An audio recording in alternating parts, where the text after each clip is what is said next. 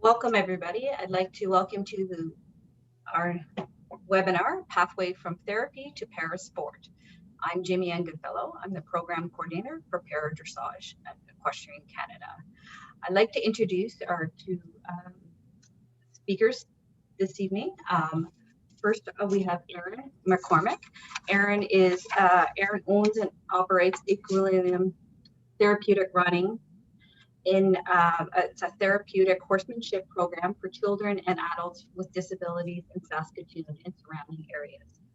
Their Equilibrium Therapeutic Riding Center is an all-season therapeutic riding facility located 20 minutes from Saskatoon, Saskatchewan, with background in human services, a diploma in rehabilitation, and certifications in Equestrian Canada competition coach and Canadian Therapeutic Riding Association senior instructor. Aaron began offering therapeutic services in the spring of 2001. The facility is owned and constructed by Scott and Aaron since spring of 2006. Aaron is a unique opportunity to work with therapeutic full-time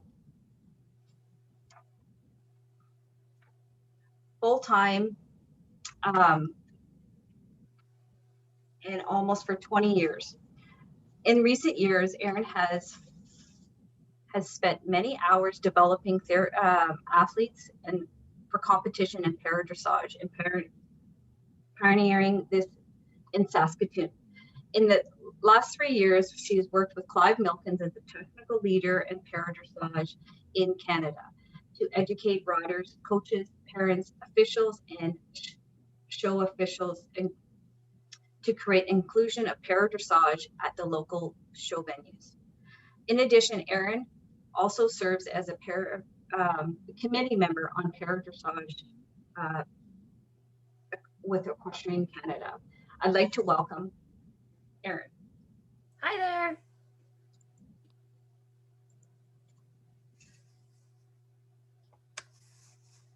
Hi there. Welcome, Aaron. Next, I'd like to introduce our next panelist is Clive Milkins. Clive Milkins has acted as EC High Performance Technical Leader since 2017. A graduate from United Kingdom Elite Coaching Program, a fellow riding for the disabled level 3 certified coach. Clive is also a long qualifications in equine business management, horse management, and teaching. Has been involved in para-dressage for over 25 years, training horses and coaches, athletes to highest level of success on the world stage. I'd like to welcome Clive Milkins. Good afternoon, and thank you for inviting me here to be on this panel. Welcome, Clive and Aaron, and thank you very much for agreeing to join us for this webinar. I will let the reins go over to Aaron. Well, hi, and thanks for having me today. This is a wonderful opportunity, and I've learned a lot in doing this. So the first slide here is for therapy and sport, and what is the difference? So next slide. In the beginning, so just getting started with our youngsters. The aim of this webinar is to introduce you to the concept of using dressage and sport as a means of long-term athlete development and continued personal development for riders and their teams. We aim to simplify the route to dressage for these athletes and to explain the many benefits of following this stream. The long-term goals of most therapies are to promote independence. For example, when a young person begins their physical therapy, the goal might be for a child to learn to walk. Occupational therapists work with individuals to assist them with functional tasks of daily living. And in the end, all these therapists are providing treatment to assist an individual in reaching independence in some way. And that might look like learning to sit or learning to walk. And the course of treatment is set out so that the individual makes gradual gains over time towards that goal. And we'll move to the next slide, please. And this is a little video.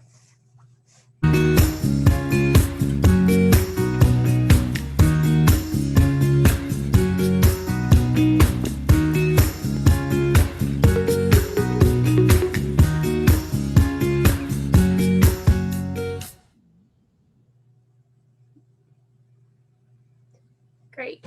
So that was just an example of one of our young riders, Cassie, on a pony. Here she is now, later on, as a developing para-athlete on her horse, Jordy. So when you stick through with them a little longer and bring them along, it's amazing what some of these youngsters that we're identifying in a therapeutic riding setting. It's amazing the changes that we can observe over time. So again, continuing on with just getting started with the youngsters in our therapeutic riding centers, many of us are introduced to our athletes in therapeutic riding settings where our goals are therapeutic in nature, and the emphasis is put on everything from posture and alignment, some basic academic skills, motor development. And in short, I like to call therapeutic riding, it's therapy in disguise. So riding for sport can be a vehicle for demonstrating achievement at any level. It can be used alongside therapy to create a specific skill set or an added component to a larger holistic approach. And for some riders, they will seem to take to riding like a duck on water, and they may express some keen interest or motivation that exceeds that which is normally observed, such as studying about horses at home or doing recommended stretches and exercises between lessons. And counting down the days until they can ride again. And one such athlete is my next young rider, Melania, in this little video clip of her.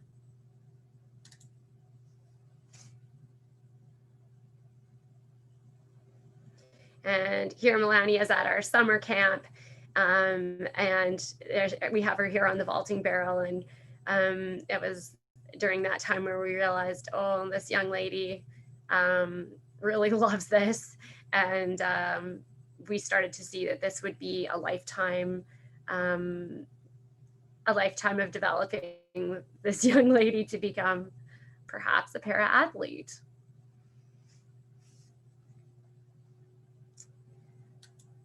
And the next slide here.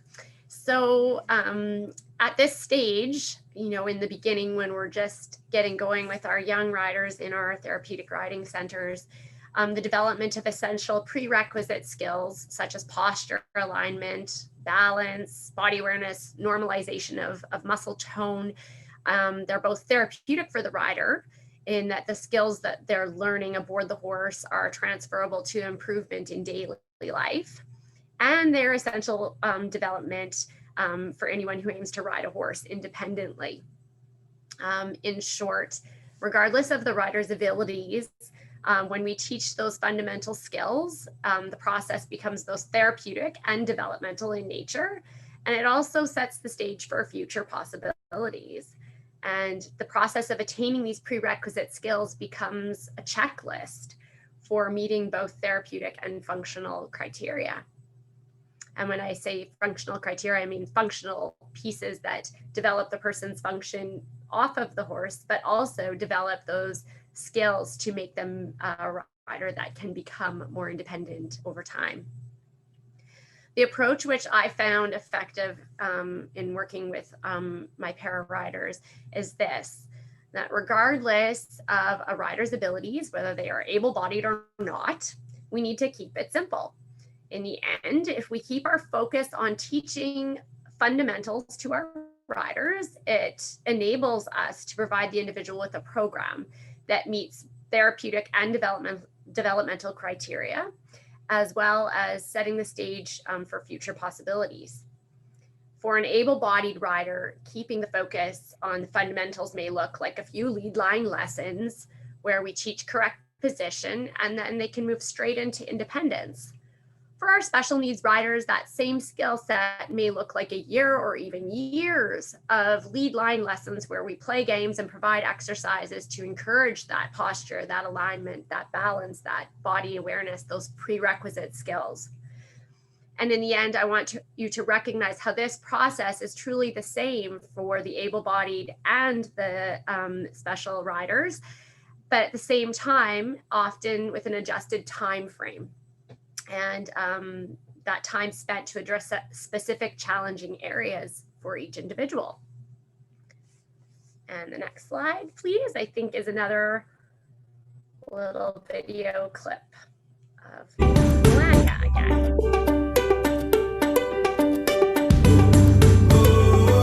Melania, what did you get to do today? Ride on the reins. How did it feel? Good.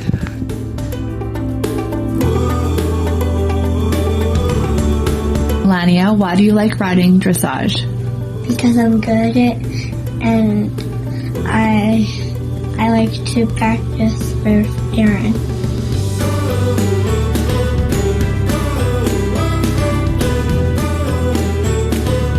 I love horseback riding, and I wish that I could ride gypsy every day. What do you love about competing? Because it's fun.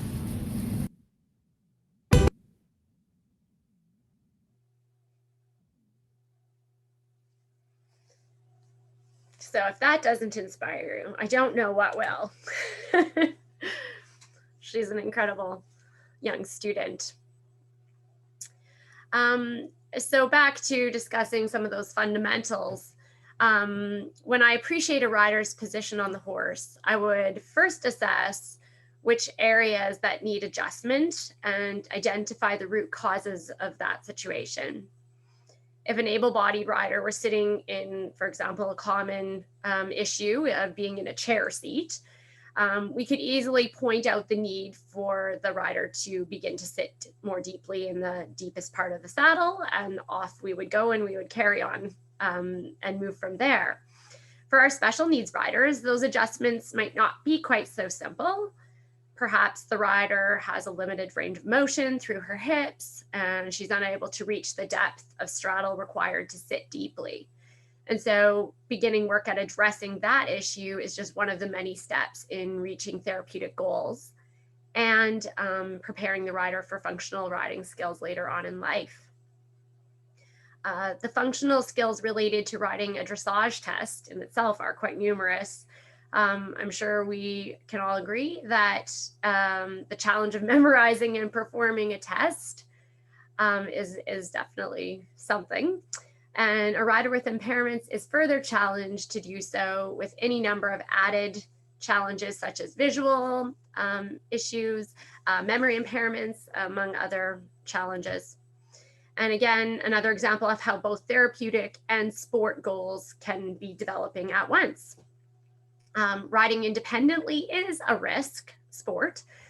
We can't get away from that fact. And horses can be unpredictable and accidents can and do happen.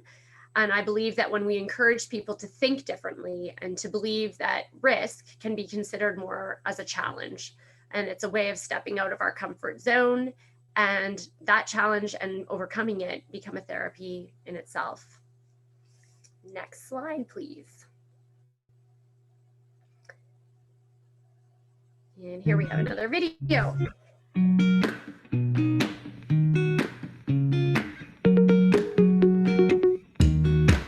My name is Calla Gross. I first started riding as therapy at Equilibrium with Aaron McCormick, and it was supposed to help me get stronger, having mild cerebral palsy. And it was a bit of a learning curve because I couldn't even sit up on the horse properly without help.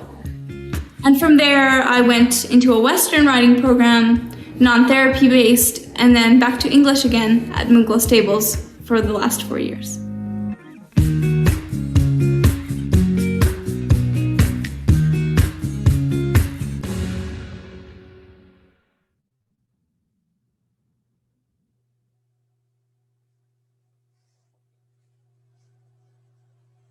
So I really hope that everyone's getting the feeling that these riders, like, we're so lucky to be able to develop them from tiny like that and bring them along. It's just such a joy to watch that progression. So the daunting the first time off the lead. So here's a little example of one of my riders recently coming off the lead, Charlotte and Blaze, and we'll just show you how strategically placing adults around the arena can assist her in taking all her prerequisite skills and putting them to work.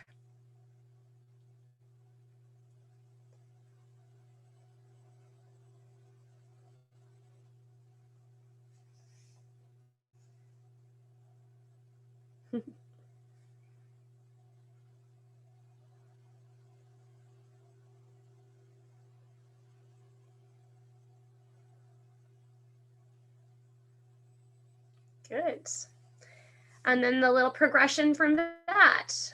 Here we have Merrick and Chevy, and he's already made it around the ring to his catchers, his adult catchers, and now he's progressed to using the pylons as a guide to ride the beginnings of a 20-meter circle.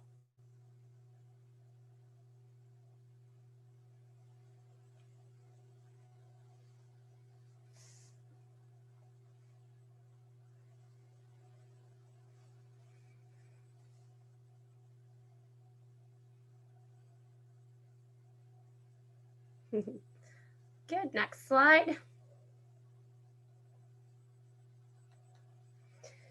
Okay, so now we're going to talk a little bit more about all of the wonderful benefits of being involved in sport. So, sport is often a simple demonstration of personal improvement. So it's an ability to show others what we can do. In riding, safety, confidence, balance, trust, enjoyment, communication, and posture are key components of both therapy and sport. Sport riding is about independent thinking on the part of the participant. It's about concentration, body control, partnership with another being, and the ability to carry out 2 or more tasks all at the same time. And every therapy session that I've observed and watched encourages some level of independence, and the rider is in that way challenging their own body to improve. The thing about coming off the lead line or competing is that the results of the achievements are more visible and they're more tangible to all that are involved, including family and observers. And it's something that we can go home and tell our grandparents about. Sport is winning and losing. And those are all life skills that certainly need to be encouraged in our riders. Eventually in life, we all have to cope with failure as well as achievement. Life is certainly not all perfect, and we have to overcome challenges, mistakes, and by others maybe being a little bit better that day than us. How we learn to accept that concept is often about how we are guided and mentored by our parents and our peers and our coaches. Sport can demonstrate achievement, and it can be about personal bests as well. I consider this step to be a major reason why Europe has greater success in Paralympic dressage than in other continents, because in Europe, it's much more accepted that therapeutic riders will learn to actually ride. They are usually coached specific riding skills from the very start by riding coaches who have the necessary supports from therapists. Safety, confidence, balance, trust, enjoyment, communication, and posture are still our key criteria in all those beginning sessions. And yet there's a greater emphasis on actual riding skills, such as transitions and steering. And they would still play games with children, but everything is a lot more riding based, and stable management and caring for horses is routinely included as part of that education. And then next slide. And here we have an example of some of the successes, both at Equilibrium Therapeutic Riding and also by video competition competitor Kim Scott. And just, you know, some of the very exciting things that you get in the mail when you get involved with the Para-Dressage video competitions. So next slide, thank you. The next slide is regarding motivation. And we definitely need that in order to move forward on this stream. The concept of independent riding in sport can be an incredible motivator for our special needs athletes. Many with special needs have had few opportunities to participate in sport or to be competitive. The gift a coach can provide by suggesting this stream for an athlete and their families is one that is not forgotten. Many opportunities are opened through the participation and motivation that is created by this opportunity. And just as for any competitor participating in dressage, a judge's comments often reinforce what we've already been coaching our riders back home. And often I found that the judge's comments are taken to heart by both the rider and the coach, and that feedback is so constructive for both the rider and the coach in moving and developing that athlete along. Often the goal all along is to enable the rider to be as independent as possible, and for the rider to look as parallel to an able-bodied rider, appearing to be less disabled on the horse than they are on the ground. Next slide, please.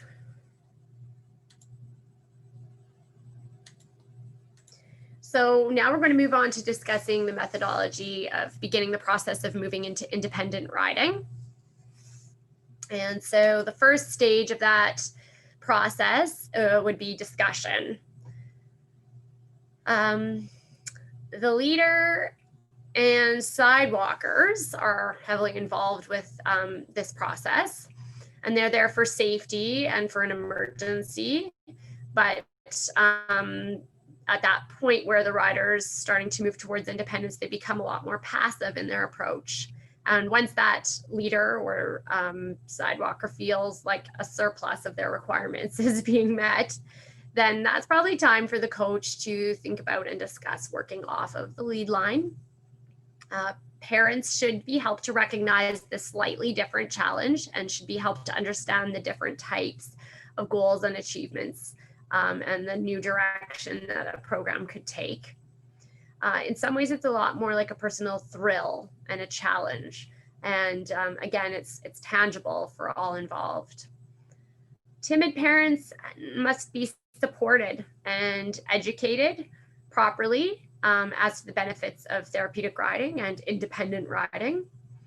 And if they're nervous and anxious themselves, this can put as much undue pressure on the rider as the parent who is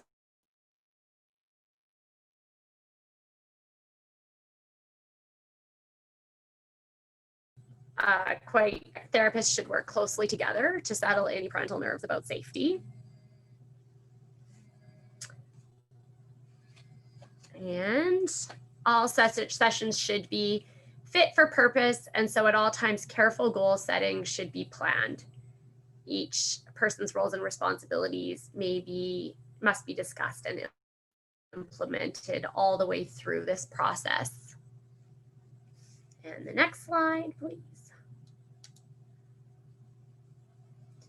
So the second point of discussion in regards to the process is the risk, assessing the risk and understanding the risk and managing the risks. So risk, it doesn't necessarily mean danger. It's about trying something new and pushing for a new challenge, challenging ourselves, our riders, as equally requiring coaches to be brave, just like our students.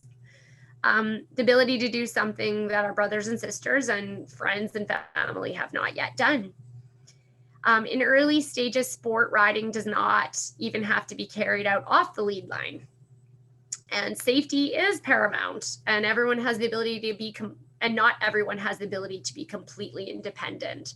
And yet independence can be achieved by having more control, if not complete control, kind of going back to that lifelong process of developing that through therapy. That's a therapeutic piece. The rider and the pony, an experienced coach should be carrying out a risk assessment continually at the start of the session and continuously keeping safety in mind every stride of the way. And a coach should inspire confidence in their experience. Their demeanor should be that of encouragement and really assisting the rider in going further. And the rider and the pony should both be familiar with the exercise on the lead line before removing the lead line. Volunteers can be briefed and understand their roles of when it is appropriate to step in and to help. And I usually start with coming off the lead line on alongside, heading towards home, because sometimes the pony can tend to keep up momentum. And usually they'll stop at the gate anyway at that point. And why not ride with the leader a few meters away or stand at the horse's shoulder first? Only when the rider can demonstrate control in transitions and steering can we take that next step. And the rider must be able to demonstrate the ability to concentrate both on what they're doing and what's going on underneath them, as well as receiving instruction from the coach as well. Okay. And the next stage, still on straight lines, encourages the rider not to stop at the human catcher, but to keep going on to the next one. And then we can really see what that the rider develops that control and riding ability. And obviously it's a progression. So they can start with going, just like you saw in the video, from one human marker to the next human marker, and then riding into a corner and until they've completed all the way around the ring on their own. And if the rider is visually impaired, then the human markers can call out the letters so that the rider is aware of where they're going in the space. And if the rider doesn't know their letters, it doesn't really matter because they're riding towards people. Or we can use colors as identification or a guide as well. Or like in the video that you saw of Merrick, you can use obviously pylons or other markers.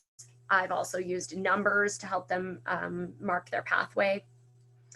And it's advisable to use clear documentation and progress notes to help us be accountable from a safety standpoint.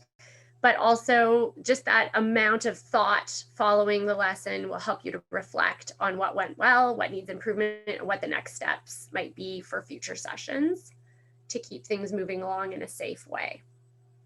Okay, next slide.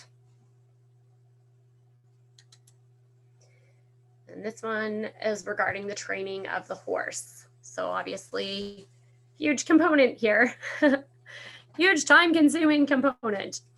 An experienced coach mitigates the challenges of safety by ensuring that the horse or the pony is chosen and trained correctly, and that its temperament and its quality of gait are suitable for our special riders. The pony should have a form of mental self-carriage, as in they know what the job is, they have a level of confidence and assuredness to them, and that the horse is also keen to look after the rider on board, but still being kind enough to allow that rider to guide him. A good pony will know where the coach is in a session, and if there's difficulties, that pony will just navigate his way towards the coach for reassurance. And the pony will be predictable in nature as well, as much as you can deal with a predictable horse. And it's wonderful if that coach has spent a lot of time riding or training the pony herself. This time spent with the mount allows for a level of comfort in knowing and predicting the horse's reactions in a variety of different environmental situations. And that includes being able to, suitably warm up the horse and prepare the horse on a day where the weather has changed. It's paramount that that horse be comfortable in body, be comfortable in their mind, and that the horse is worked carefully by able-bodied riders as well to maintain health, fitness, and training. And I also recommend documenting this type of schooling as well, so that we can maintain progress notes on the horse and health notes as well. And the next clip is a little video of myself, and this is a great opportunity for me. This is one of my athletes, Tanya. This is her horse, Apollo, and he's a lovely Frisian, and I get to condition him regularly and push all of the buttons, which is lots of fun. But of course, maintaining his health is really important, because Tanya is wanting to achieve a high level of riding as well. So back to step 4, independent riding in this process. So coming off the lead line should be seen as a rite of passage to independence. It's just like learning to drive a car. We can only do this when it's safe to do so. And before the rider comes off the lead line, the coach should be looking for motivation for the rider to be doing this. They would want to improve, they want to learn to ride, they want to learn about horses. And it doesn't necessarily have to be a massive motivation to win at sport, but it could just be wanting to improve accuracy of riding patterns, or improving transitions, or getting the horse in a more forward walk. And it should be seen as a reward for good posture and gentle hands, and a demonstration of the ability to steer and guide a living creature competently and sympathetically. And it can be remembered as well that riders can come off the lead rein for the walk and then go back on the lead rein for more challenging things such as trotting or learning new skills. It's each session that we work with our riders, it has to be kept in mind what our goal is for that day, and we need to be approaching it in the most safe way possible. The rider does not suddenly need to be free and off the lead line for the rest of their lives. They don't need to come off the lead line every session. And of course, depends on the weather, and when we're dealing with an unpredictable flight animal at times, the emotions of the rider and the suitability of the partnership that day can influence your decisions on how you want to manage each session. And when it comes to helping a rider develop from therapy and start to progress into sport, the real key is the mindset. Not only the mindset of the rider themselves, but the coaches, the parents, and supporters. The coach should lead discussion, and when they identify that a rider may need a new challenge, the whole personal support team can be involved in goal setting and briefed on this different type of challenge. And this is possibly the reason why Europe has greater success in Paralympic dressage than other continents. In Europe, it's much more accepted that riders will learn to ride. And they are usually coach specific riding skills from the start by riding coaches. And obviously the approach is slightly different over there. And we can start moving Canada towards that as well through webinars just like this. And we'll go to the next slide. So of course, contraindications, using caution. So health-related contraindications for sport riding would be in line with those promoted through the Canadian Therapeutic Riding Association. So riders who are not able to participate in therapeutic riding due to a contraindicated disorder should also likely not be considered for parasport riding. Changes in a rider's physique or health on and off the horse should be continuously reviewed, and medication changes should be noted, and any major health changes that need to be reviewed should be also signed off by a physician before a return to sport. Of course, the horse's health must always also be carefully monitored and managed. And of course, a lot of our older senior geriatric horses that we use in therapeutic riding programs, they often require additional services such as massage or physical therapy to keep them healthy and well in their role as para horse. And next slide. So progressing to dressage.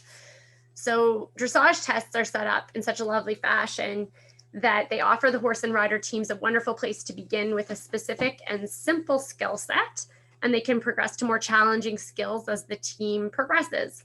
And it's a fantastic setup for coaches guiding riders in a program. And the beauty of the test is that they provide built-in learning and development, motivation, self-assessment for rider and coach teams. And the feedback from the judge can be inspiring, it can be motivating for riders, and it helps them to continuously direct subsequent training sessions and rider development at home in terms of learning and working at physical goals. The result of working with riders through this stream results in a level of independence beyond what you would ever expect. And the program provides a wonderful framework to use with our riders that it very much reminds me of following a classic dressage training scale. It just simply works. And next slide. So we'll view some next some para-dressage video competition, some videos from some of our competitors that have been involved with the para video competition series. And the first one here is Olivia.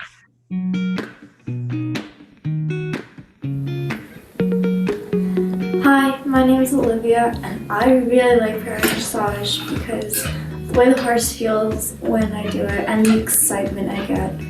I also really like it because no matter how able-bodied I am, I can still do it no matter what.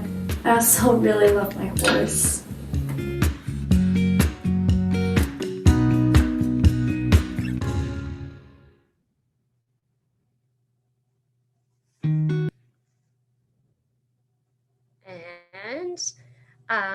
Again, Olivia was one that was developed, a rider that is developed at our stable from a very young age and came with therapeutic goals to improve her balance and mobility. And now she's doing well competitively.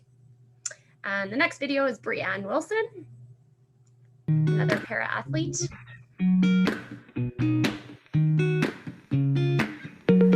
Therapeutic riding has been a game changer for my daughter, Brianne. After her brain injury, she had very, very poor balance and was unable to walk and left side paralysis. In 9 years, she has gone from having 3 people hold her up and on a horse to now riding independently and following the dressage patterns.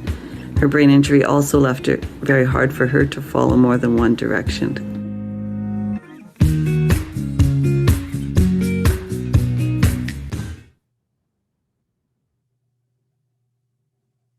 A few months ago, Erin convinced me.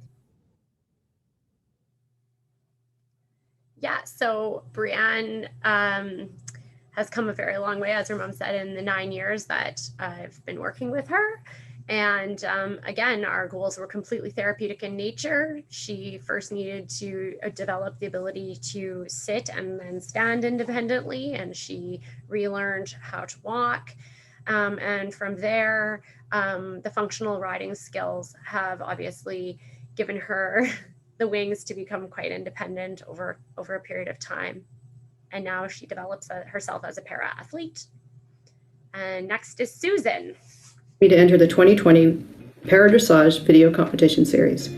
I've entered 2 classes now and have been pleased with how much they've helped me increase my motivation to ride better and improve my skills. Competing against myself to improve my performance and scores have really helped me overcome the feelings of apathy and depression that come with having Parkinson's disease. An added bonus that my horse is certainly appreciating is the improvement in my skills as I work harder to improve my scores. I'm definitely hoping to continue to compete in the future.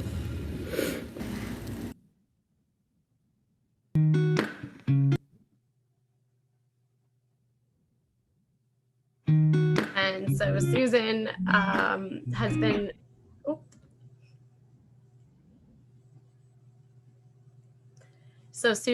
been,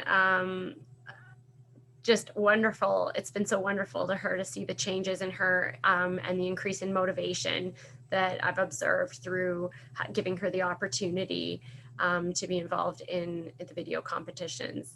It's been such a motivator for her, and she's really enjoyed the feedback from judges. It's really been a game changer for her in developing her skills. Next is Rupin. What I like about Para-Dressage is that it gives me another outlet besides therapeutic riding, and I enjoy trying to ride accurately, and I also enjoy the competition aspect of Para-Dressage.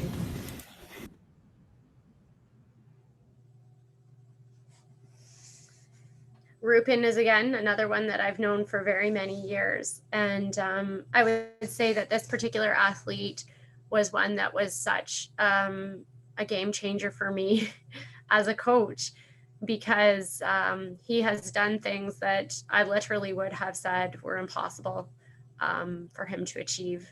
So there's just no telling how these folks are going to develop and improve over time. It's quite astounding. And our next video is Allie from Grand Prairie.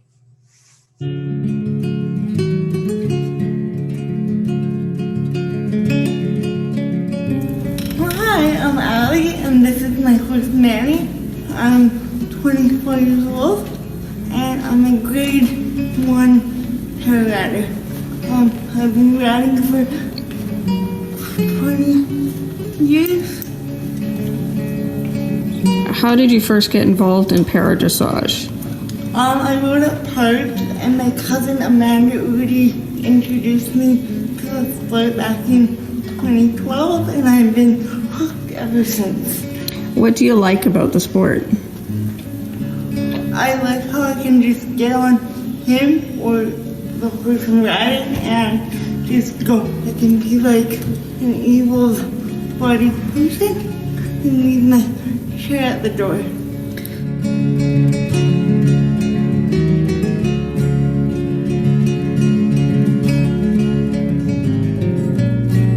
Provide some background on your personal journey, both with horses and the sport.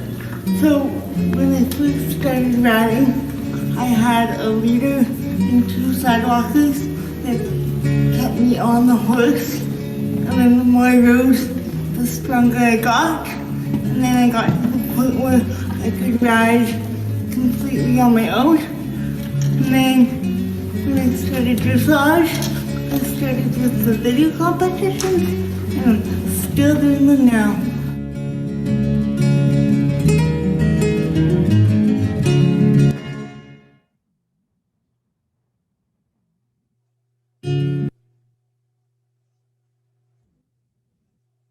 And our next video is Cala Gross from Saskatoon. So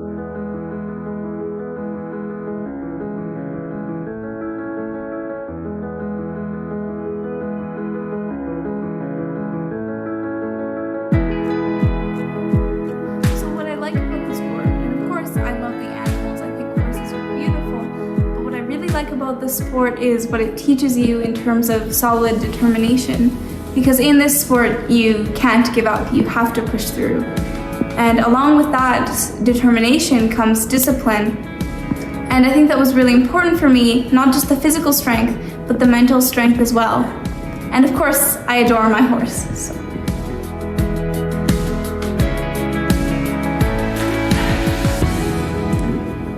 Para-Dressage has been a wonderful experience for Calla. It has given her confidence and a sense of pride in her sport. She has an even greater love of riding now.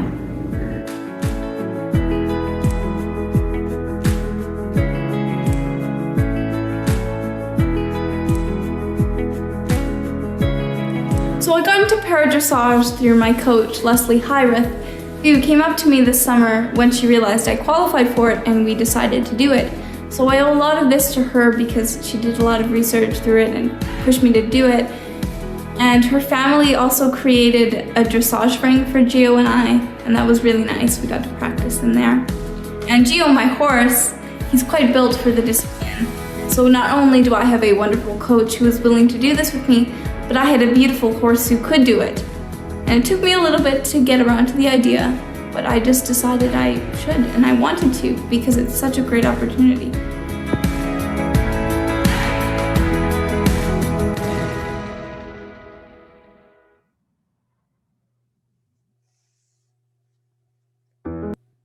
Excellent. And next is Stephanie.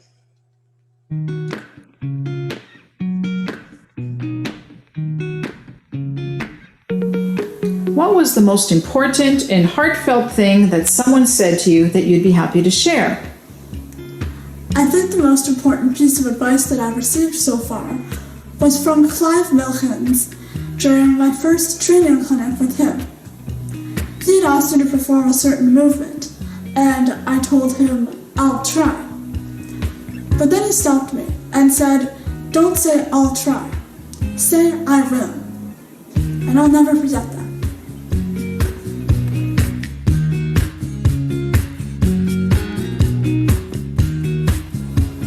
What would be the most important and heartfelt thing you would want to say to someone who is just beginning to ride?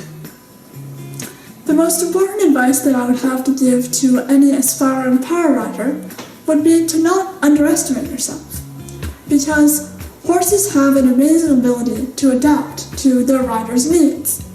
And with enough time, patience, and effort, you can get very far.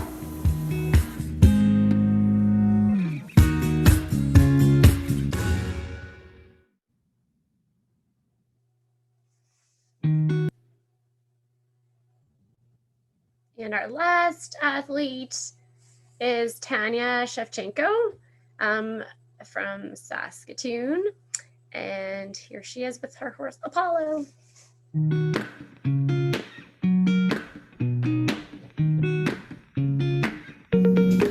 What is the most important and heartfelt thing you would want to say to somebody who is just beginning to ride? There's a few things. One, if it doesn't challenge you, it's not going to change you. It's not going to change the way you ride. That I heard somewhere, and I know that's not my quote, so I can't think of who it was that said that, but it really resonated with me. Another piece of advice is the only way to get where you want to go is to work for it. And the harder you work, the quicker you're going to get there. But if you don't listen to the people who know the way to get there, then you're going to get lost along the way. So you can't do a journey like that of anything by yourself. And you really have to be open to taking people's advice and people's teaching and know when to just listen. The only person that owes you anything is you yourself. Anything you get from anyone else, you have to earn it. Other people's time is just as valuable as yours, so be accountable, be on time, and have respect for those they're giving you parts of them to help you on whatever your goal is. And I think that the last thing is that don't let your struggles own you. You need to own your struggles. The only way to get over those struggles is for you to own it. If you own it, you're going to beat it, and then you can grow from it. Don't waste the energy on worrying about the struggles. Use the energy to figure out how you're going to overcome those.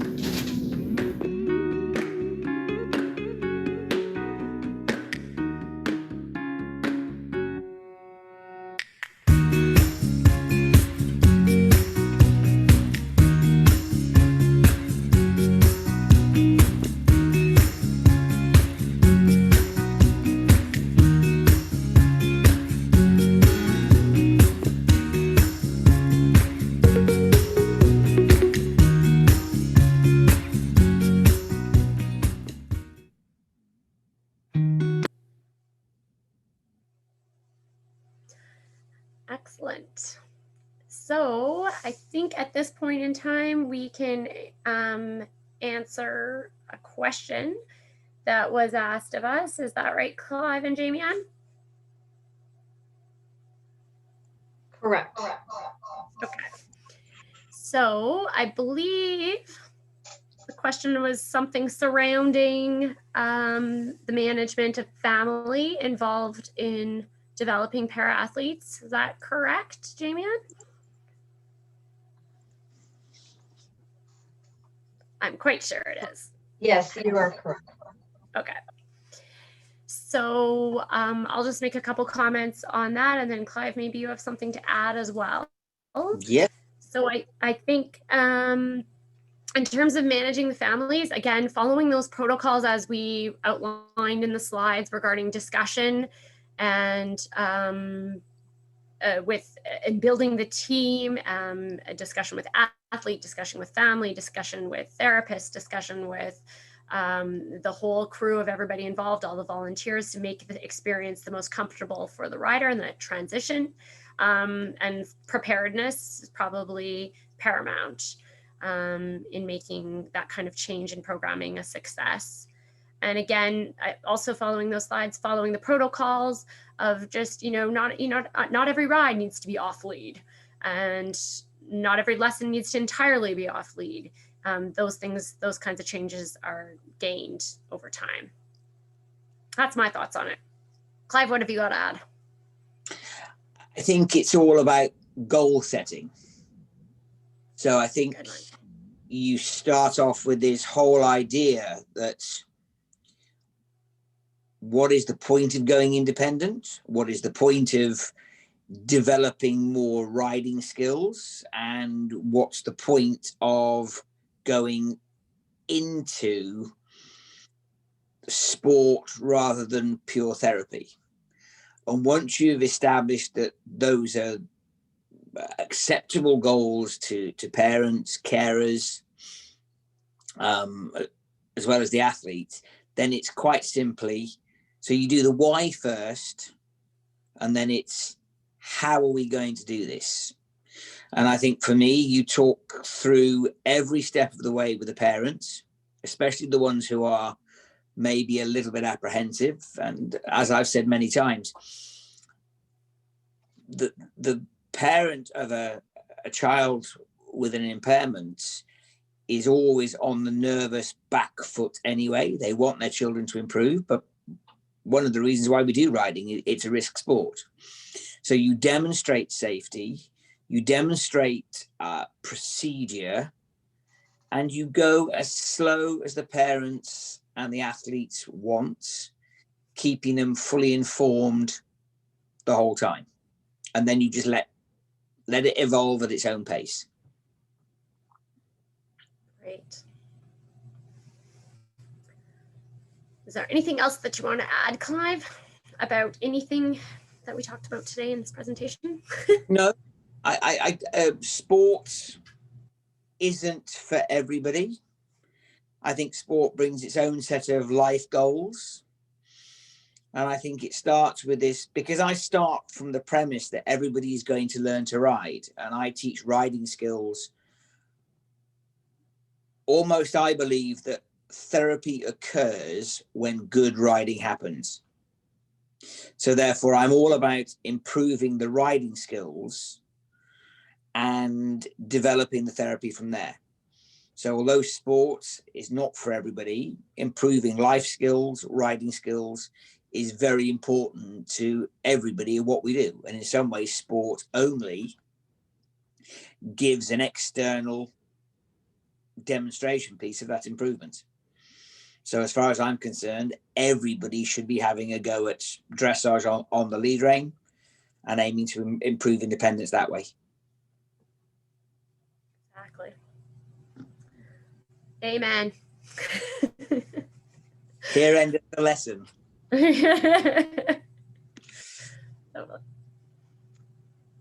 Anything else either of you would like to add towards it? No?